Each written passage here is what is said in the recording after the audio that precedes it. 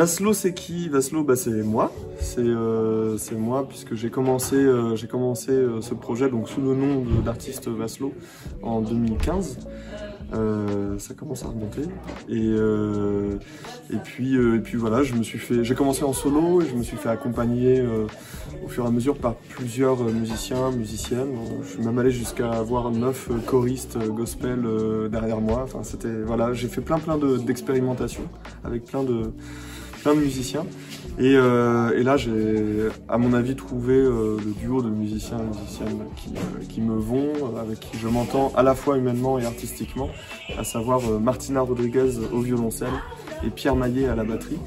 Donc ils font vraiment partie intégrante de mon univers, mais même s'ils ont leurs pattes et leurs individualités, leur identité. Et c'est pour ça que voilà, je vois pas Vaslo comme un groupe, mais comme enfin c'est moi plus deux musiciens merveilleux. En fait, on a eu la chance de gagner un prix qui s'appelle le prix Georges Moustaki, qui est un prix de la chanson voilà, chanson française indépendante, donc autoproduite. Et suite à ce prix, Florence Cortés de La Voix du Scribe donc m'a appelé et m'a dit bah voilà, on aime bien ce que tu fais et on te propose d'écrire un livre et nous on l'édite et on l'imprime. Et en plus de ça, on te propose de jouer, de faire plusieurs dates à Banat et puis dans la région. Et voilà, bah forcément, moi je dis oui, hein, dès l'instant où il s'agit de jouer, j'accepte parce que c'est sur scène que je me sens le mieux.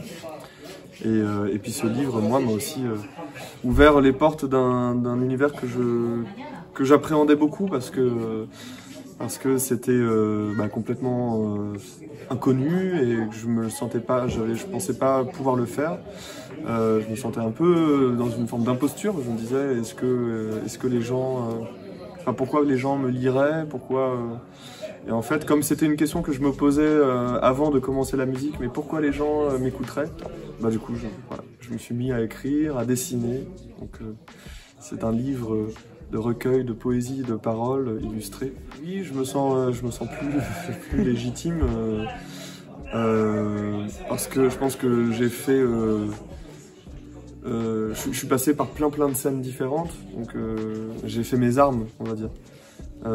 C'est parce que voilà, depuis 2015 à aujourd'hui, j'ai commencé par des scènes ouvertes, ce qu'on appelle des open mic, où je faisais 2 chansons, et puis au fur et à mesure, j'ai grandi, quoi, le projet a grandi, et j'ai fait des scènes un peu plus grandes. J'étais accompagné aussi, j'ai eu la chance d'être accompagné par des structures qui croyaient en moi, donc qui ont investi en moi en coaching scénique, vocal, en atelier d'écriture. Enfin voilà, il y a plein de dispositifs comme ça qui aident énormément les artistes. Et puis enfin tous les tremplins qui mettent la lumière sur les projets artistiques et notamment les projets émergents. C'est difficile d'être artiste émergent aujourd'hui quand on a une telle proposition de musique, de chansons, et quand on a aussi des grosses maisons d'édition qui ont la main mise sur quand même un gros pan du métier et de la visibilité. Donc c'est assez difficile de se rendre visible. Et les tremplins, les festivals, bah, comme ici à Banat avec le Festival Scribe, bah, ça met la lumière sur des artistes qui n'attendent que ça, en fait, de pouvoir jouer devant des gens, et des gens qui ne connaissent pas les projets, parce qu'à un moment donné, on en a marre de jouer devant nos amis, notre famille, ou des gens qui reviennent. Là, on est toujours attiré par l'inconnu, et là, c'est un nouveau public, c'est des nouveaux visages. En fait, il y a eu beaucoup d'événements marquants pendant ces 3 jours. Alors déjà, je pense forcément au concert dans la grotte de Lombrive. Donc ça, c'est pareil, c'est un cadeau énorme pour un artiste comme moi.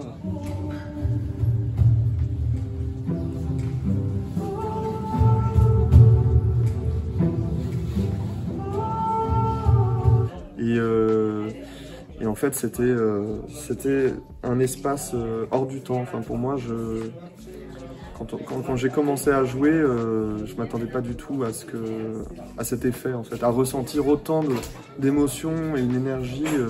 C'était de l'ordre d'une énergie tellurique qu'on partageait, parce qu'on était vraiment au cœur de cette grotte millénaire, quoi.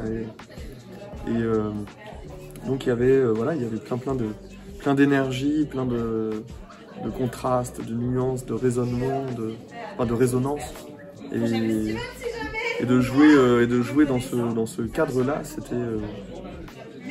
il n'y a pas de mots, quoi. C'était incroyable. Et donc on est sorti de cette grotte comme si c'était passé des heures, voire des jours.